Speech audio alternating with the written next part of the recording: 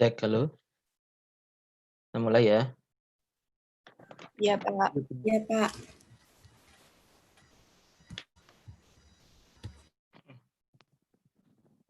Ya, baik. Assalamualaikum warahmatullahi wabarakatuh. Waalaikumsalam warahmatullahi wabarakatuh. Selamat siang, selamat pagi, salam.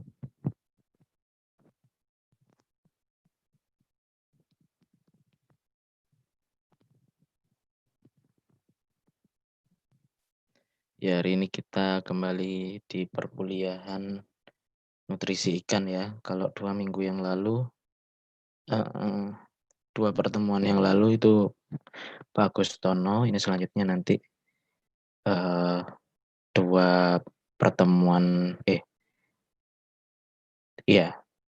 pertemuan dengan saya dan 2 pertemuan dengan Bob Sari sebelum UTS. Pada materi perkuliahan sebelum UTS, saya akan menyampaikan materi mengenai kebutuhan karbohidrat, lemak, protein, dan mineral dan vitamin. Jadi ada 4 materi yang saya sampaikan ya. 2 materi karbohidrat dan lemak ini dijadikan satu ya. Saya lihat RPS terbaru ini dijadikan satu. Ini seharusnya 2 pertemuan, sekarang jadi 1 pertemuan dengan materi yang sebenarnya cukup banyak ya. Jadi nanti kalau kita waktunya sudah habis, nanti silakan dibaca sendiri slide-nya ya. Baik, saya mulai ya.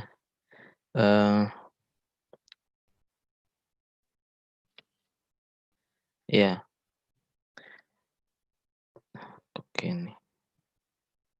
Ya, jadi karbohidrat, lemak, terus kemudian dan protein ini merupakan sumber energi yang ada di dalam pakan yang digunakan oleh tubuh untuk metabolisme, untuk tumbuh, berkembang biak, adaptasi, dan lain sebagainya. Ya, jadi pakan yang dikonsumsi, ya ini kemudian nanti dicerna, ya, terus kemudian dimetabolisme, dan digunakan untuk pertumbuhan. Nah, tapi tidak semuanya ini bisa digunakan untuk pertumbuhan ya. Jadi pertama, pakan yang dimasukkan ke dalam air untuk dimakan ikan ini belum tentu dimakan semua ya. Bisa jadi ada sisa, itu akan terbuang. Terus kemudian setelah dikonsumsi, dicerna ya, itu juga tidak semua di metabolisme karena ada yang menjadi feses ya, terus kemudian yang dikeluarkan juga melalui ekskresi ya dalam bentuk urin ya, dan sistem respirasi. Ya, baru sisanya digunakan untuk pertumbuhan. Nah, jadi pakan yang masuk ke dalam tubuh ikan ini tidak semuanya digunakan untuk pertumbuhan. Makanya kita kenal ada efisiensi pakan ya, atau FJR ya. Jadi jarang FJR itu sama dengan 1 ya, biasanya di atas 1. Artinya misalkan FJR 1,5, berarti kan artinya 1,5 kilo pakan itu menghasilkan 1 kilogram daging atau 1 kilogram biomasa. Artinya yang 0,5 kilo itu terbuang. Ya, tidak bisa dimanfaatkan oleh ikan untuk tumbuh, menghasilkan biomasa. Nah, ini ya. Nah, tadi sudah saya singgung ya, feed utilization atau pemanfaatan pakan ya. Jadi tidak semua pakan ini bisa dimanfaatkan oleh ikan ya. Jadi ada yang namanya FJR. Apa yang mempengaruhi FJR ya? Yang mempengaruhi FJR tadi itu komposisi nutrien yang ada di dalam pakan. Ya.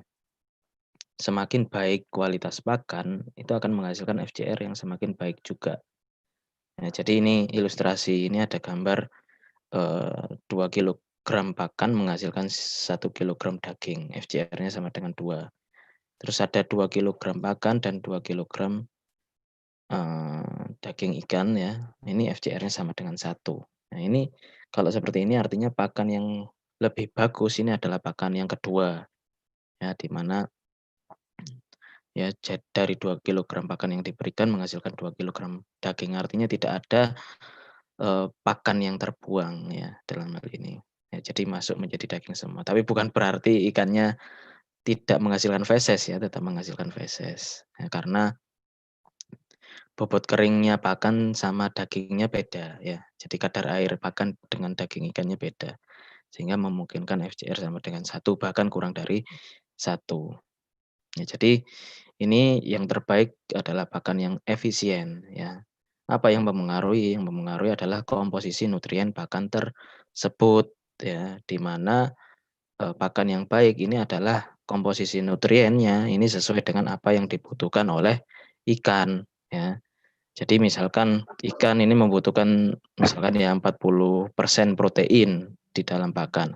Nah, kalau kita berikan pakan yang kadar proteinnya 20% ya ini akan menghasilkan FCR yang tinggi ya atau efisiensi pakan yang rendah ya. Karena tadi kelebihan karbohidrat atau lemaknya ya ini tidak bisa dimanfaatkan oleh ikan untuk menjadi daging ya, seperti itu. Nah, karbohidrat ini kalau di apa namanya, di pakan ya, ini merupakan PETN. PETN itu bahan ekstrak tanpa nitrogen ditambah dengan serat kasar ya. Jadi serat kasar ini masuk ke dalam karbohidrat ya. Unsurnya terdiri dari karbon, hidrogen, dan oksigen ya. Jadi karbohidrat ini merupakan komponen dalam makanan yang merupakan sumber energi utama bagi organisme hidup. Ya, jadi sumber energi utama bagi organisme hidup. Nah, meskipun demikian ya, karbohidrat ya, pemanfaatan karbohidrat pada ikan ini eh, tidak jauh lebih baik dibandingkan dengan pemanfaatan protein. Ya, jadi masih ikan itu cenderung lebih mudah memanfaatkan protein daripada karbohidrat karena kemampuan ikan ini mencerna serat kasar ini sangat rendah ya dibandingkan dengan eh, mamalia terutama ruminansia ya yang memiliki rumen ya yang berguna untuk mencerna dedaunan ya. Jadi kalau ikan ini agak susah mencerna serat kasar. Nah, klasifikasi karbohidrat ini dibagi menjadi 2, gula dan non gula. Nah, ini saya langsung saja ya. Ini kita lebih ke kebutuhannya. Ini bisa dibaca sendiri.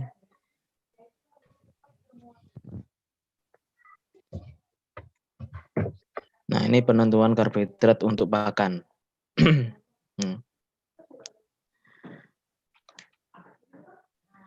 Nah, jadi ya pada dasarnya banyak sumber karbohidrat yang ada di sekitar kita ya.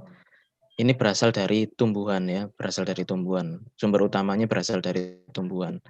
Ya, sehingga kalau dari tumbuhan ini akan banyak mengandung serat kasar ya, terutama yang berasal dari daun-daunan ya, terutama yang berasal dari daun-daunan ya. Tapi berbeda lagi kalau yang berasal dari biji-bijian ya. Ini serat kasarnya lebih rendah, yang lebih tinggi adalah amilum atau pati. Ya. Ini serat kasar ya. Good fiber. Ya, nanti ini bisa dibaca sendiri.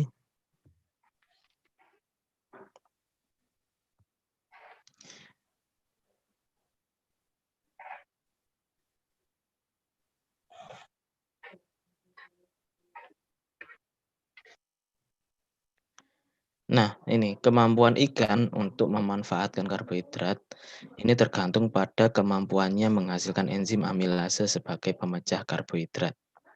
Nah, makanya kita bisa bedakan ya, ada ikan karnivora, ada ikan herbivora, ada ikan omnivora, di mana ikan herbivora ini memiliki kemampuan menghasilkan enzim amilase yang lebih tinggi dibandingkan dengan ikan karnivora karena memang sumber makanan mereka ini cenderung kepada tumbuh-tumbuhan ya. Jadi seperti ikan gurame itu kan bisa makan daun secara langsung ya. Bisa makan dedaunan secara langsung, apa namanya, ikan bawal ya. dan lain sebagainya. Ini memiliki kemampuan menghasilkan enzim amilase lebih tinggi dibandingkan ikan-ikan karnivora yang fungsinya untuk memecah karbohidrat. Ya, bahkan secara teori dan praktis ya ikan gurame ya. Jadi kalau kita bicara penggolongannya ikan karnivor, herbivor, omnivor itu sebenarnya untuk saat ini untuk di budidaya itu tidak bisa digolongkan demikian karena faktanya ya baik ikan herbivor, omnivor maupun karnivor ini sudah diberi pakan buatan ya, pakan buatan itu pelet ya, yang faktanya itu sudah mengandung bahan nabati dan bahan hewani, yang artinya sebenarnya semua ikan budidaya ini bisa dimasukkan dalam kategori omnivor sebenarnya. Ya, jadi tapi tetap kecenderungan sebagai herbivor atau sebagai karnivor itu tetap ada, ditunjukkan dengan kadar protein pakannya yang berbeda-beda ya. Jadi ini menentukan. Jadi karbohidrat, terus kemudian lemak, ya, kadar lemak, kadar karbohidrat, kadar protein ini ditentukan oleh enggak. spesies. Aku nutup pagar. Siapa ini? Siapa yang sudah nutup pagar?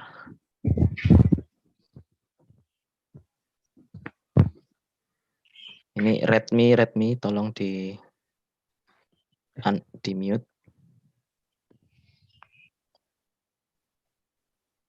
Ya, kita mulai lagi ya. Ya, jadi tergantung pada spesies ya. Jadi spesies atau jenis ini juga mempengaruhi kebutuhan karbohidrat, lemak dan proteinnya. Terus kemudian pada proses pencernaan makanan, karbohidrat ini mengalami proses hidrolisis baik dalam mulut, lambung maupun usus. Ya.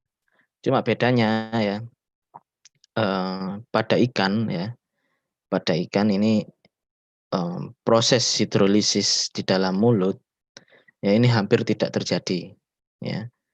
Ya, karena di dalam mulut ikan ini tidak ada kelenjar tidak ada kelenjar enzim yang menghasilkan enzim.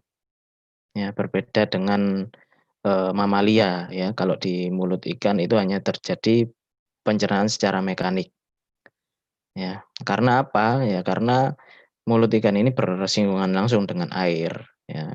Jadi akan percuma ketika jadi di mulut ikan tidak terjadi pencernaan secara enzimatis ya, karena ketika nanti keluar enzim itu akan langsung ambiar ya, langsung larut di dalam air ya. Jadi akan membutuhkan kadar enzim yang sangat banyak sehingga pencernaan enzimatis ini terjadi pada saluran pencernaan ya, mulai dari esofagus sampai pada usus. Nah, ini hasil akhir metabolisme karbohidrat ini adalah glukosa, fruktosa, galaktosa, manosa, dan monosakarida lainnya. Selanjutnya, senyawa ini diabsorpsi melalui dinding usus dan dibawa ke hati oleh darah. Ya. Jadi nanti di hati, ya, senyawa karbohidrat ini akan disimpan di hati, ya, dalam bentuk yang diikat dengan lemak dalam bentuk glikolipid. Ya. Diikat dalam bentuk glikolipid. Terus kemudian dalam tubuh ikan, karbohidrat mengalami berbagai proses kimia ya di mana antara reaksi satu dengan lainnya ini saling berhubungan dan tidak dapat berdiri sendiri. Pada ikan, karbohidrat disimpan sebagai glikogen yang dapat dimobilisasi untuk kebutuhan cadangan energi ya. Jadi ini disimpan, ini bisa di hati ataupun di otot ya. Jadi sebagai cadangan energi. Ya, nanti ketika glikogen ini digunakan, ini akan dipecah lagi ya menjadi glukosa. Terus kemudian karbohidrat merupakan sumber energi utama bagi mamalia ya, tetapi kurang dapat digunakan secara efisien oleh ikan. Ya. Jadi kurang dapat digunakan secara efisien oleh ikan. Nah, ini sebagai contoh Mamalia ini dapat menghasilkan energi sebanyak 4 kilokalori dari 1 gram karbohidrat. Nah, ini sedangkan ikan hanya dapat menghasilkan sekitar 1,6 kilokalori dari 1 gram karbohidrat. Ya, jadi metabolisme mamalia dengan metabolisme ikan ini berbeda. Ya, sehingga kemampuan ikan ini memanfaatkan karbohidrat ini cukup rendah ya. Jadi pada ikan ini karbohidrat bukan menjadi sumber energi yang utama ya, tapi sumber energi yang utama adalah protein. Nah, regulasi metabolisme glikogen dan karbohidrat ya. Penyerapan karbohidrat ini dalam bentuk monosakarida yaitu glukosa, fruktosa, dan galaktosa.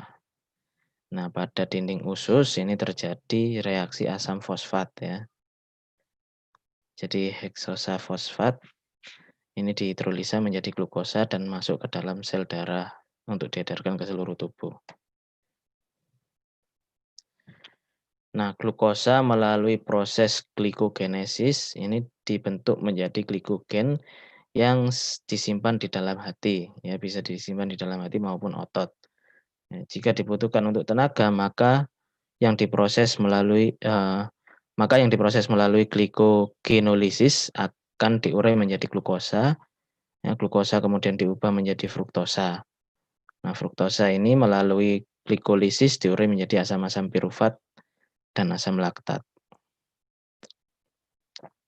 Jadi yang perlu diingat di sini adalah glukosa diubah menjadi glikogen itu melalui proses glikogenesis. Ya, sedangkan glikogen ya ini dipecah menjadi glukosa lagi melalui proses glikogenolisis ya. Jadi glikogenesis dan glikogenolisis ini harus tahu bedanya.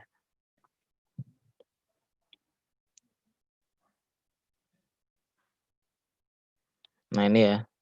Jika tidak diperlukan, maka glukosa yang sampai di otot ini tidak dirombak, akan tetapi disintesa kembali menjadi glikogen otot melalui proses glikogenesis ya. Jadi dari hati tadi setelah melalui proses glikogenolisis ya, glikogen hati menjadi glukosa yang diedarkan ke seluruh tubuh melalui darah ya, masuk ke otot.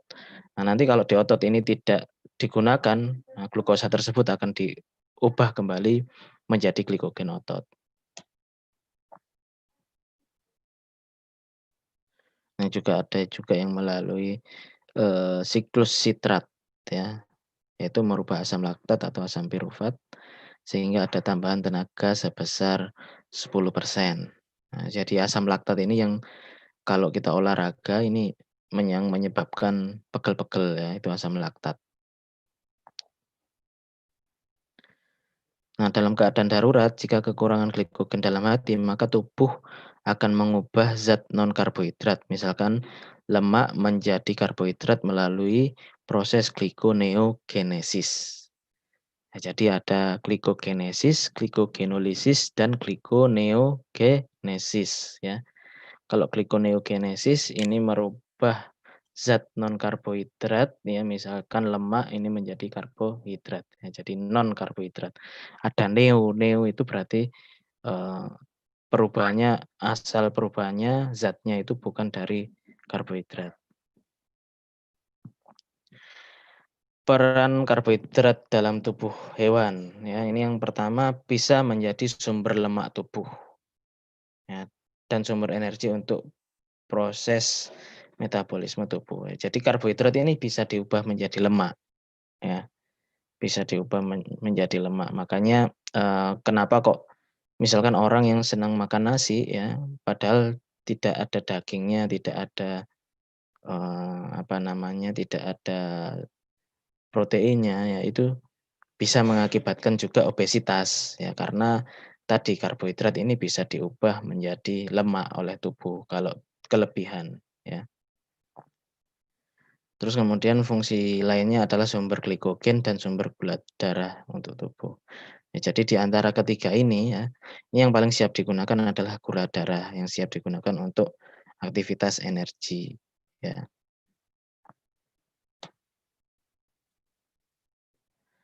Nah, ini daya cerna atau kemampuan dalam memanfaatkan karbohidrat ini bervariasi, ya, terkait dengan sumber atau asal karbohidrat, ya. Sumber atau asal karbohidrat, ya. Jadi sumbernya dari apa, ya? Dari biji-bijian, ya, dari dedaunan, ya, dan lain sebagainya. Ya, jadi untuk saat ini yang paling baik ya sumber karbohidrat dalam pakan itu adalah tepung pollard. Ya, tepung pollard. Pollard ini asalnya dari gandum, ya. Dari gandum, jadi masih impor ya. Ini belum bisa tergantikan baik oleh tepung beras, tepung dan tepung-tepung lainnya yang dalam jangkauan lokal ya. Itu belum bisa tergantikan sebenarnya. Terus kemudian spesies ya, spesies omnivora, herbivora, karnivora ya, ini sangat bervariasi ya. Di mana yang cenderung bisa lebih bisa memanfaatkan karbohidrat adalah ikan-ikan herbivora.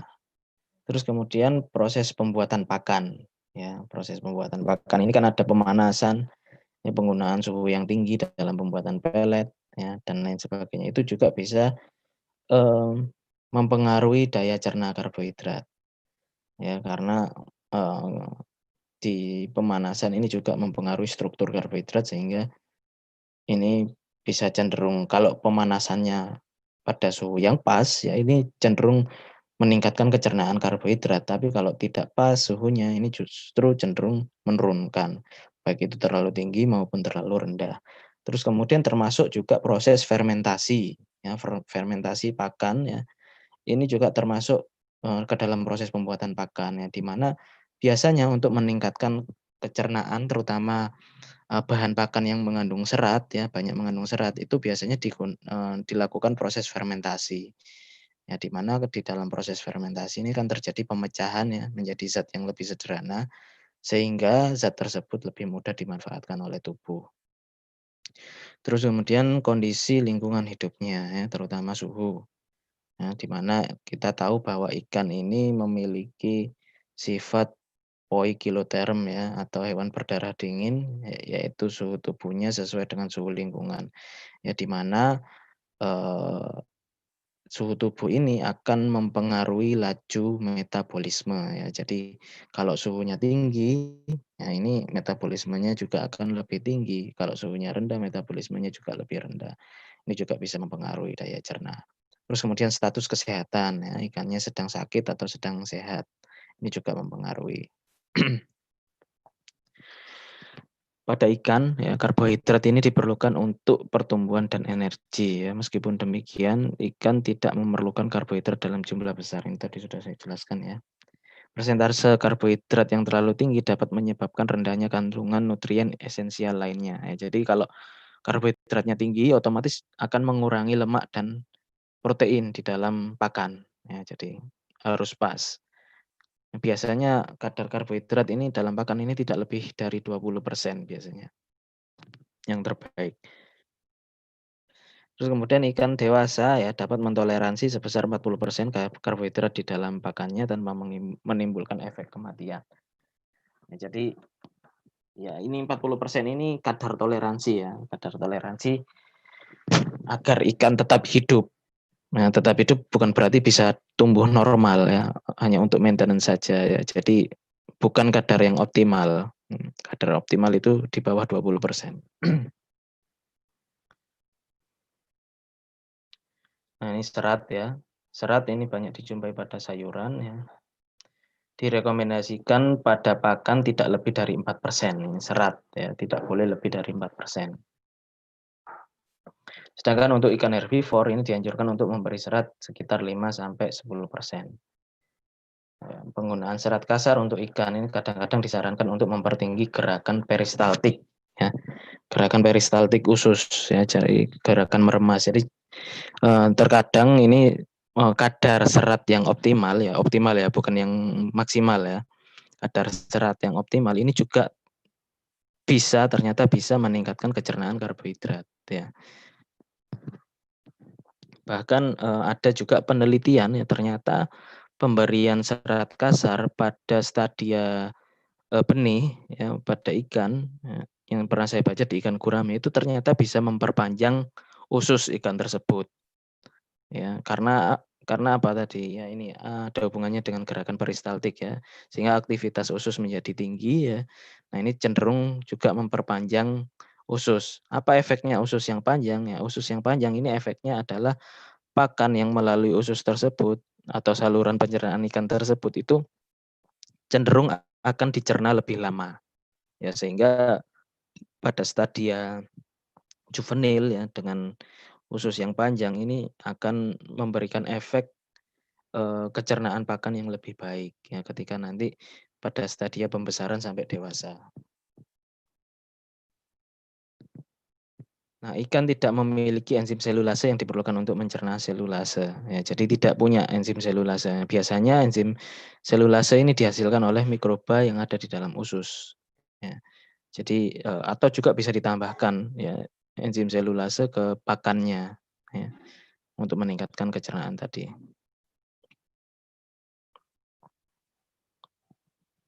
Ya, di dalam tubuh ikan mikroba usus ini juga menghasilkan kitinase ya untuk mencerna cangkang udang atau cangkang krustase ya. Dan pada ikan herbivore ini juga berfungsi untuk mencerna serat.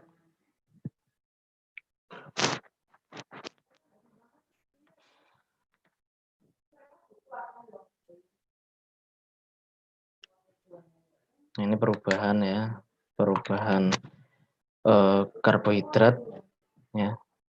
Nah, karbohidrat ini proses perubahan karbohidrat menjadi lemak ya.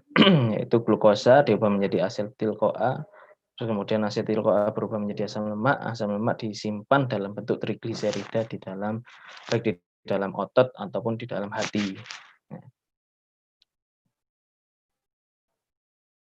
Protein ya ini juga bisa disimpan dalam bentuk lemak juga. Ya.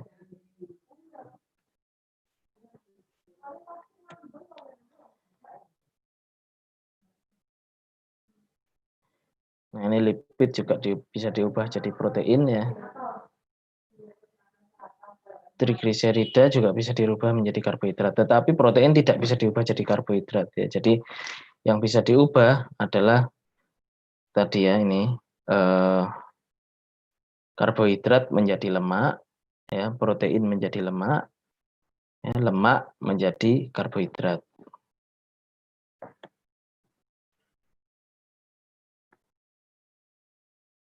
Ya, sampai di sini ada pertanyaan sebelum kita lanjut ke lemak.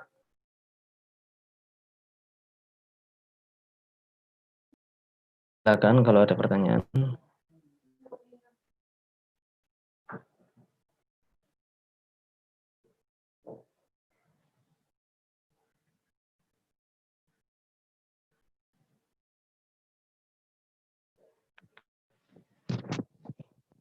Ya, ini kuliah online ini sifatnya ini ya. Kita efisienkan waktu. Ya, kita efisienkan waktu karena apa? Ya karena kalau kuliah di kelas itu kan nggak ada biaya ya. Nggak ada biaya. Sedangkan kalau kuliah online seperti ini kan ada biaya dari kalian mungkin ada biaya pulsa ya, ada biaya kuota ya. Jadi kita efisienkan nanti sisanya kalian bisa baca-baca sendiri. Ya. Ini yang kayak kalau kondisi seperti ini yang paling untung ini yang punya Zoom ya, yang punya Zoom, yang punya yang jualan kuota ya. Jadi kalau seperti ini tinggal ngitung saja yang akses berapa orang ini, yang akses 41 orang ya. 41 orang dikali misalkan 1 jam 1 giga. 1 jam 1 giga, otomatis ini kan ada 40 giga yang terserap dalam waktu 1 jam. Ya.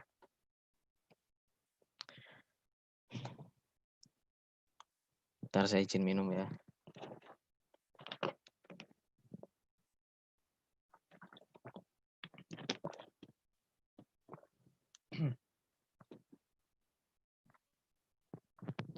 Ya baik, kita lanjut ke lemak. Nah, lemak. Ya, ini lemak, karbohidrat, dan vitamin ini termasuk pada bahan organik tanpa nitrogen ya. Jadi di dalamnya tidak ada unsur N. Ya, yang ada unsur N itu hanya protein saja. Ya, protein ini bahan penyusun utamanya adalah N. Nah, karbohidrat ini tidak larut dalam pelarut organik, ya, energinya rendah. Sedangkan lemak ini larut dalam pelarut organik dengan energi yang paling tinggi, ya, di antara lemak, karbohidrat, dan protein. Ini yang paling tinggi energinya adalah lemak. Terus kemudian selain lemak, ya, ini juga terdapat segala sesuatu yang larut dalam pelarut organik, ya. Ini ada karotenoid, steroid, pigmen tanaman, lilin, vitamin-vitamin, ya, terutama vitamin A, D, E, K, ya. Kalau vitamin B ini tidak larut, ya, dalam pelarut organik. Maaf, ini yang larut dalam lemak, ya. Vitamin A, D, E, K ini larut dalam lemak. Kemudian ya, bahan-bahan ini pada akhirnya disebut sebagai lemak kasar. Ya, jadi lemak kasar. Kalau kita proksimat, itu yang kita temukan itu adalah lemak kasar. Ya, karena bukan hanya asam lemak saja yang ada di situ, ya, tetapi macam-macam. Termasuk ini tadi karotenoid, steroid, pigmen tanaman, ya, dan lain-lain. Ini adalah definisi lemak, ya. Adalah bahan organik yang larut dalam pelarut organik atau pelarut lemak dengan cara ekstraksi. Lemak adalah trigliserida yang terdiri dari ester, gliserol, dan asam-asam lemak. Nah, ini bagan lipida, ya. Jadi ada yang sederhana, ada yang kompleks. Yang sederhana ini asam lemak, asam palmitat, asam oleat, ya, dan seterusnya. Yang kompleks ini termasuk lilin, ya, fosfolipid, ya.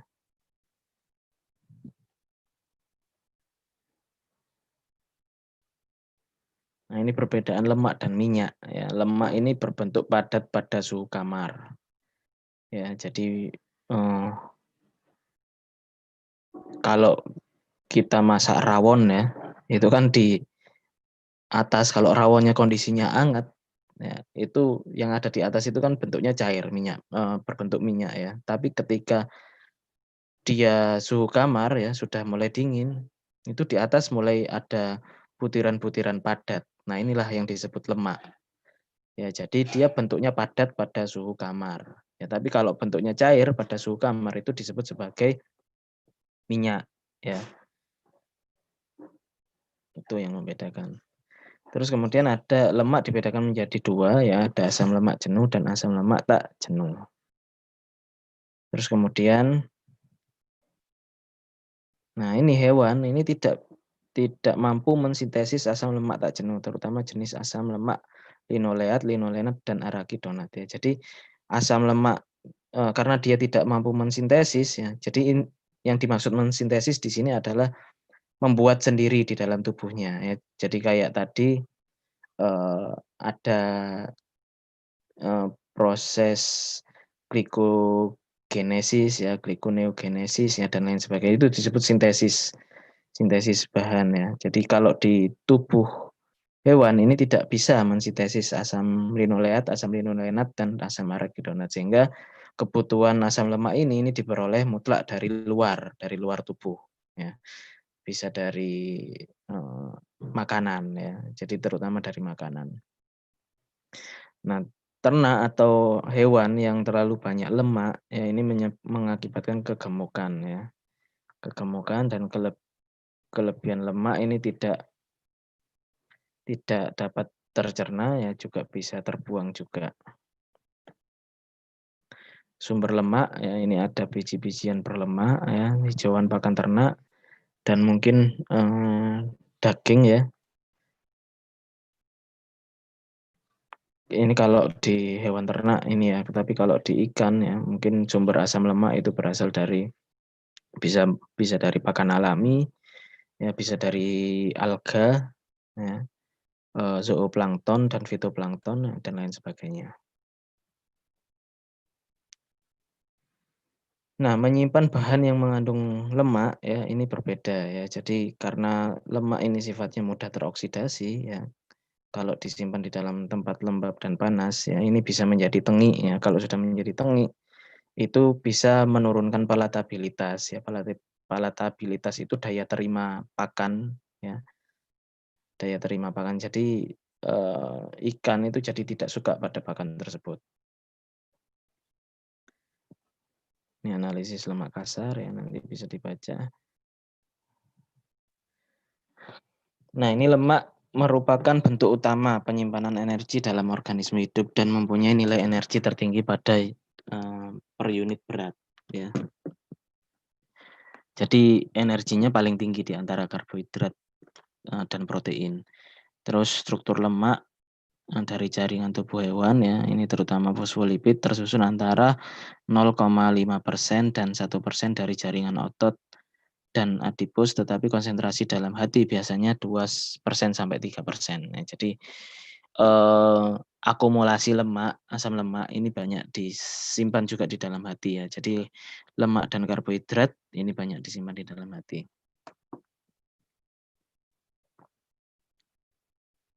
Nah, ini penggolongan lipid pada ikan ya. Ada trigliserida ya sebagai bentuk utama cadangan energi ya untuk menyimpan sumber energi. Ya, jadi sebagian besar ya lemak yang terkonsumsi ya ini disimpan dalam bentuk trigliserida. Ya, bisa sampai 95% sampai 98%. Kelompok yang kedua adalah fosfolipid dan sterol ya, terutama kolesterol. Nah, fosfolipid ini biasanya untuk dinding sel ya, sebagai komponen utama menyusun dinding sel ya yang memberi kekuatan pada sel itu ya, jadi selnya jadi tidak mudah pecah ya. Terus kemudian juga pada sampul mielin. Nah, kolesterol ini biasanya untuk bahan hormon ya, hormon steroid ya, ini dari kolesterol. Nah, peranan lemak pada ikan ya. Yang pertama adalah sebagai sumber energi, kemudian membantu penyerapan mineral terlarut terutama kalsium, ya, membantu penyerapan vitamin-vitamin yang terlarut di dalam lemak, kemudian untuk memelihara bentuk dan fungsi membran sel ya. Dalam hal ini adalah fosfolipid tadi. Terus penting untuk pertumbuhan dan kelangsungan hidup. Ini untuk. Nah, selain itu juga lemak ini juga bisa disimpan sebagai cadangan energi. Ya, terutama untuk aktivitas ruaya pada ikan-ikan yang bermigrasi seperti salmon dan sidat. Ya, makanya kalau kita makan ikan salmon atau makan ikan sidat ya, ini termasuk ikan-ikan yang memiliki kandungan asam lemak esensial yang tinggi. Ya, karena apa? Karena ini digunakan untuk ruaya tadi ya. Jadi bahkan sudah banyak beredar di pasaran ya minyak ikan salmon ya. Nah, itu asam lemak esensialnya tinggi ya, termasuk sidat ya. Bahkan sidat ini berdasarkan hasil penelitian ini lebih tinggi asam lemaknya daripada salmon. Ya, karena apa? Karena tadi digunakan untuk ruaya tadi ya. Karena biasanya selama beruaya ya, ikan ini tidak makan sehingga dia menggunakan asam lemak yang sudah menjadi cadangan energi di dalam tubuhnya ini untuk beraktivitas ya. Terus kemudian pada organisme perairan ya, ini asam lemak juga berfungsi dalam sistem keseimbangan ya untuk mengecilkan atau mengatur berat jenis ya sehingga organisme tersebut bisa melayang di air ya.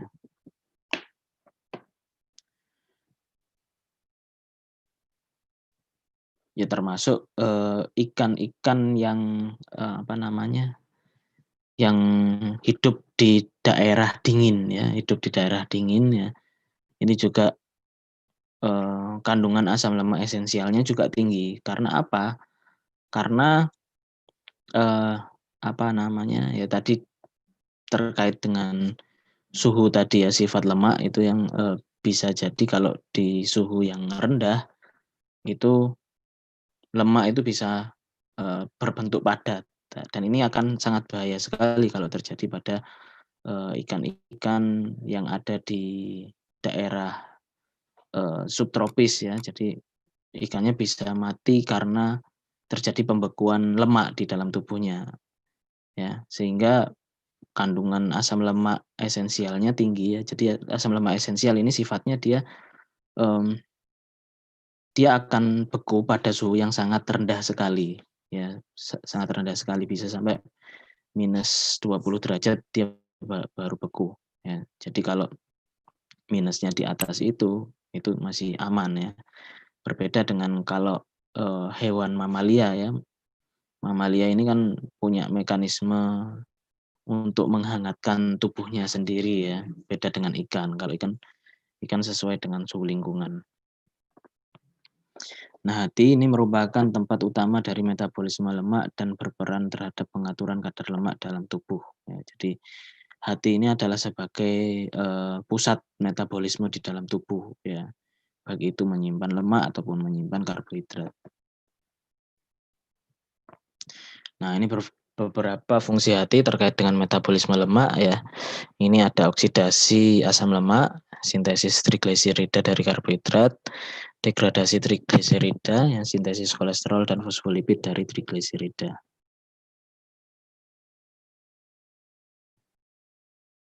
Nah, ini komposisi lemak yang dikonsumsi ini akan mempengaruhi komposisi lemak yang terakumulasi atau disimpan sebagai trigliserida dalam jaringan lemak.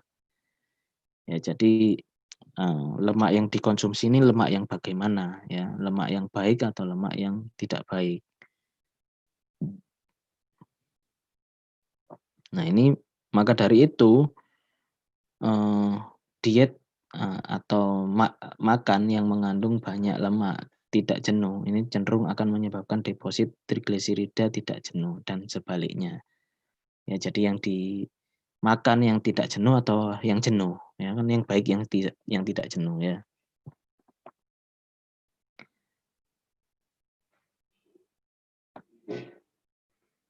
Nah, ini asam lemak esensial ya yang dibutuhkan. Ini merupakan asam lemak tak jenuh. Ya, lemak ini tergolong mudah teroksidasi sehingga penggunaannya dalam pakan ini harus dibatasi ya, karena kalau terlalu tinggi lemaknya ini pakan akan mudah tengik ya, cepat expired ya, cepat basi ya, cepat kadaluarsa sehingga tidak bisa digunakan. Jadi jumlahnya harus tepat. Nah, biasanya juga kalau kita ingin menambahkan asam lemak yang tinggi, kita juga harus menambahkan zat antioksidan pada pakan ya untuk mencegah oksidasi tadi.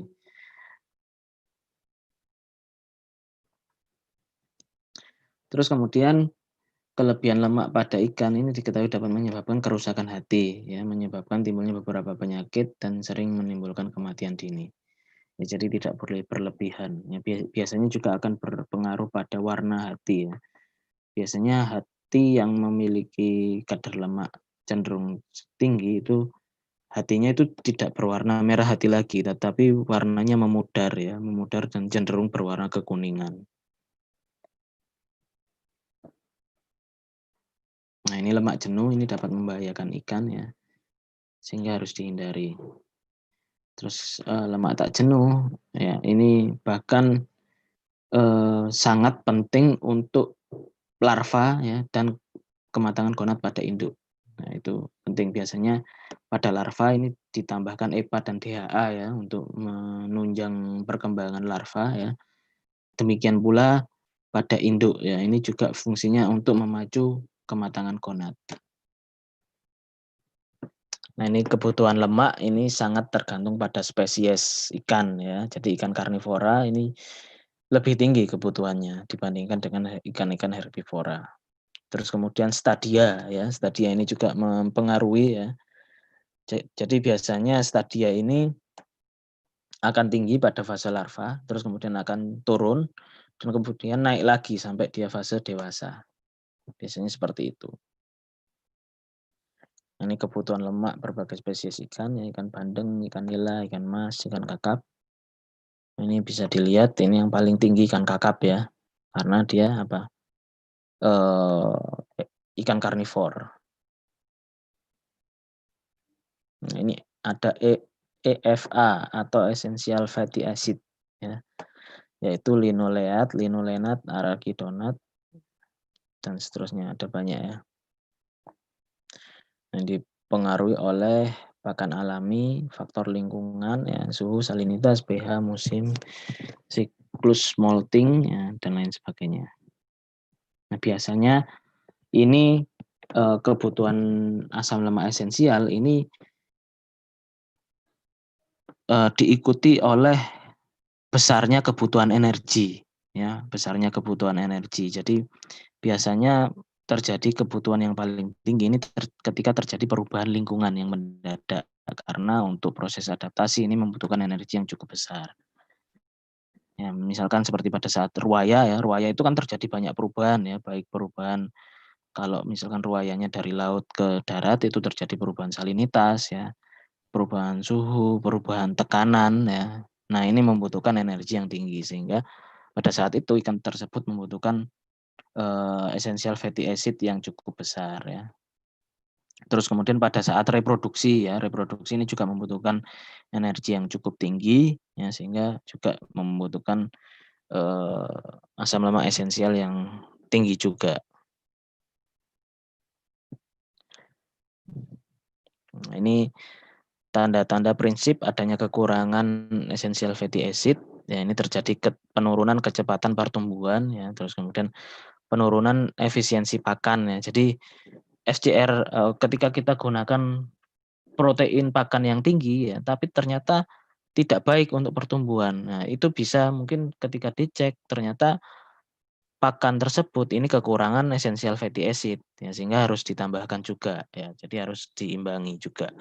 Terus kemudian peningkatan kematian ya, peningkatan kematian ini hubungannya dengan tadi fosfolipid ya.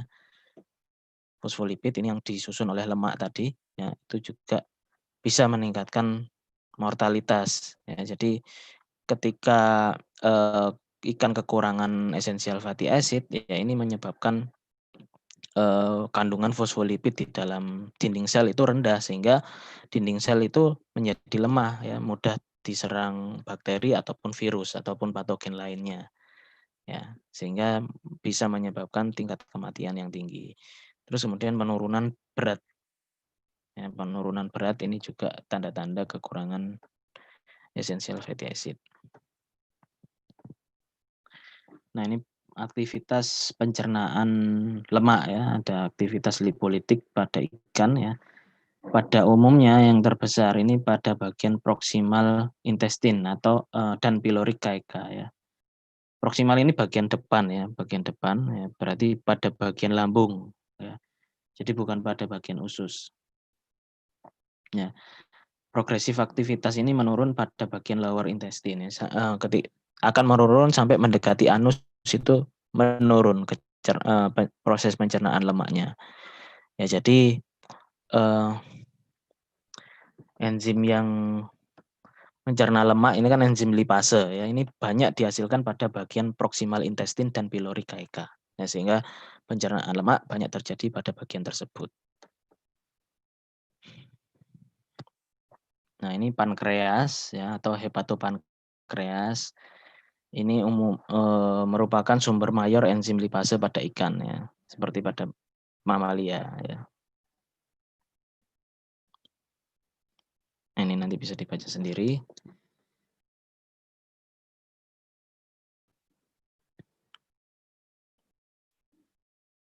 Ini pencernaan dan penyerapan transport lemak.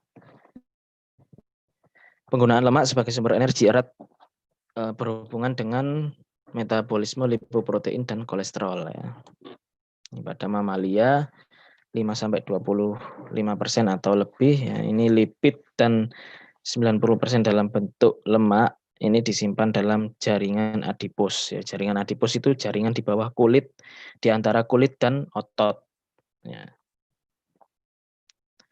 Nah, jadi lemak itu banyak di bawah kulit. Terus pada hewan ya, lemak disimpan pada jaringan adiposit. Pada tumbuhan ini pada biji. Nah, sumber lemak ini ada makanan, terus kemudian biosintesis de novo ya. Yang dimaksud biosintesis de novo ini tadi proses biosintesis lemak dari karbohidrat tadi ya, kan ada ya, dari karbohidrat ataupun dari protein. Nah, masalah utamanya sifatnya yang tidak larut dalam air ya.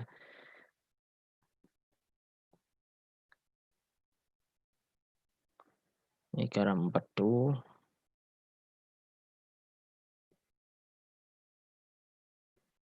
Nah, fungsi empedu ya, fungsi empedu di dalam pencernaan lemak ini fungsinya adalah untuk mengemulsi lemak sehingga membentuk misel ya, atau butiran-butiran kecil yang nanti akan lebih mudah diserap oleh saluran pencernaan ya.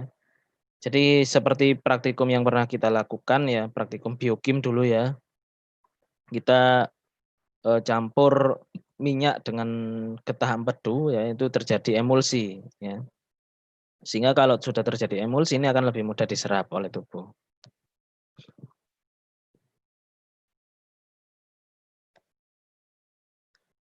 Nah, lemak ini masuk ke sistem limfa, ini membentuk kompleks dengan protein yang disebut sebagai silomikron. Nah, jadi silomikron ini yang diserap tadi.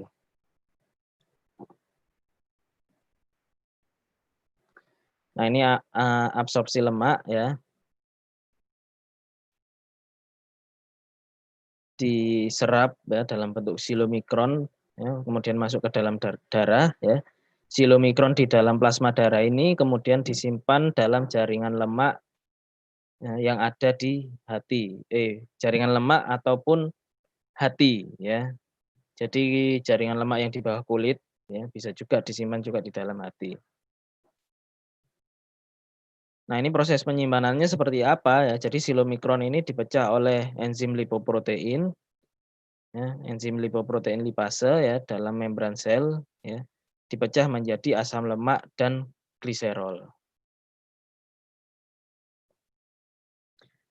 Nah, di dalam sel ya, asam lemak ini disintesis kembali jadi trigliserida ya dalam bentuk simpanan lemak. Ya, jadi disimpan dalam bentuk trigliserida sampai dia akan dimanfaatkan. Nah, ini struktur dari silomikron ya. Ya, jadi ada triasil gliserol, ada kolesterol ya, ada fosfolipid. Nah, fosfolipid ini yang hijau ini ya, ini fosfolipid.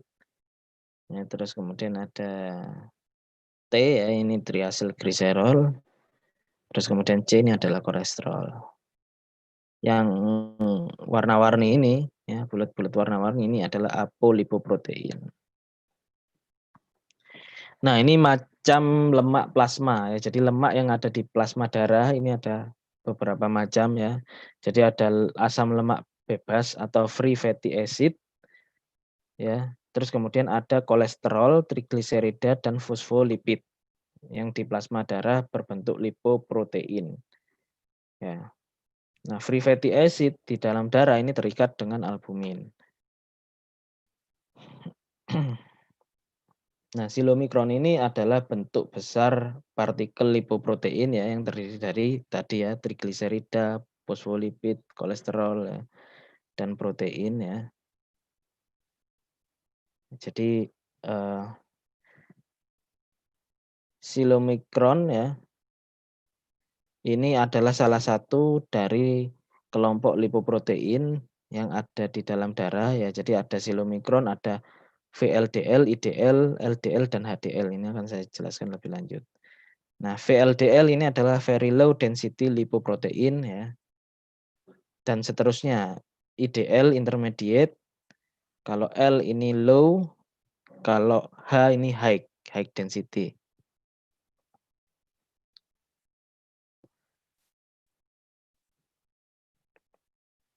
Nah, ini susunan ya, susunan yang membedakan antara silomikron, LDL, VLDL dan HDL. Ya, jadi silomikron ini sebagian besar ini kandungannya adalah trigliserida ya, warna biru muda ini ya.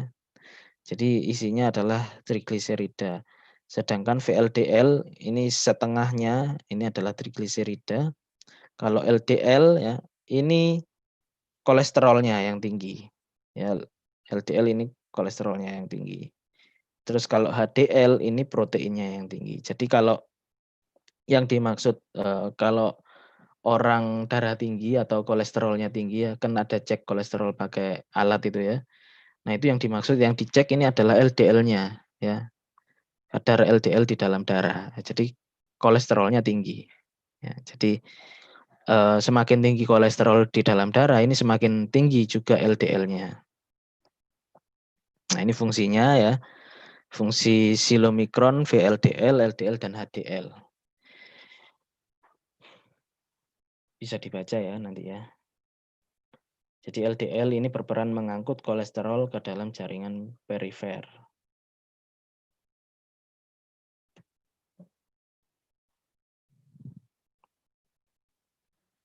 Nah, ini mekanismenya ya.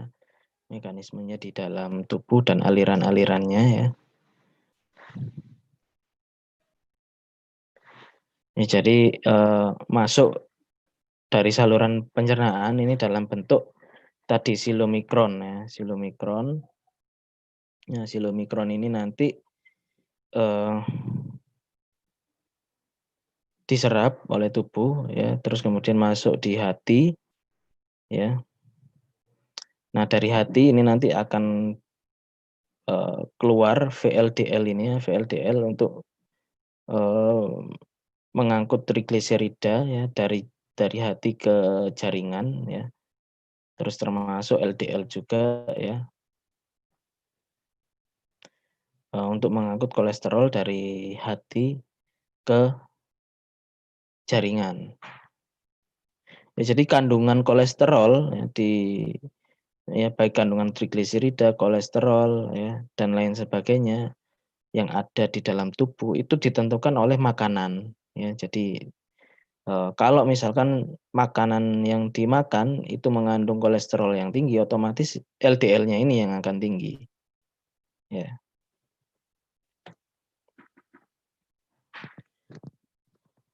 Asam lemak bebas ya. Jadi asam ya, jadi kalau tadi glukosa ya, karbohidrat yang siap digunakan untuk sumber energi itu adalah glukosa dalam bentuk monosakarida ya. Kalau lemak ya, ini yang siap digunakan sebagai sumber energi atau untuk metabolisme ini adalah free fatty acid ya, atau asam lemak bebas ya. Jadi tadi VLDL, HDL dan lain sebagainya, trigliserida itu harus dipecah dulu jadi asam lemak sehingga dia bisa dimanfaatkan oleh tubuh menjadi energi secara langsung. Ini mekanismenya nanti bisa dibaca sendiri.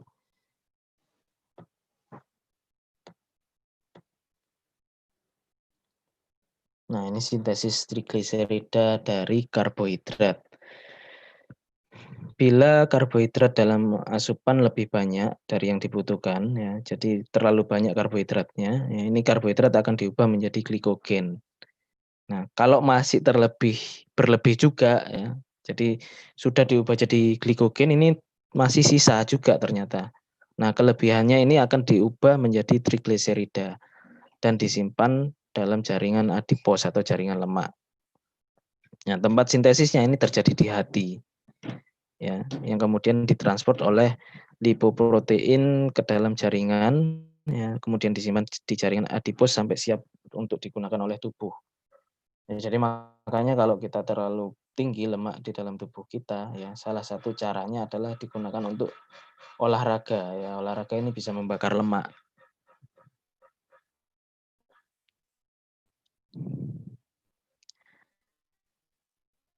Nah, ini sintesis trigliserida dari protein ya. Ini juga bisa terjadi juga. Nah, nanti bisa dibaca sendiri. Pengaturan hormon atas penggunaan lemak. Ya, jadi ini juga ada aktivitas hormon ya yang mengaktifkan lipase ya, sehingga hormon ini bisa memecah trigliserida menjadi asam lemak. Ini lemak kasar ya, diuji menggunakan Soxhlet ya, melalui prosedur proximat. Nah, ini nanti akan dijelaskan di praktikum. Ya, baik, sampai di sini ada pertanyaan?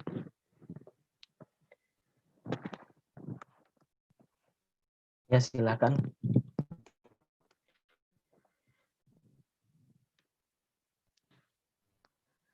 Untuk praktikum ya saya masih mencari format yang pas ya untuk mata kuliah ini ya, karena ini sebenarnya kita praktikumnya harusnya proksimat ya.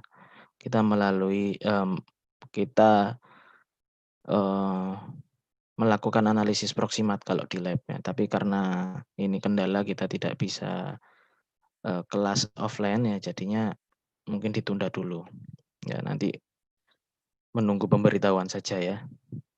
Ya, sampai di sini ada pertanyaan?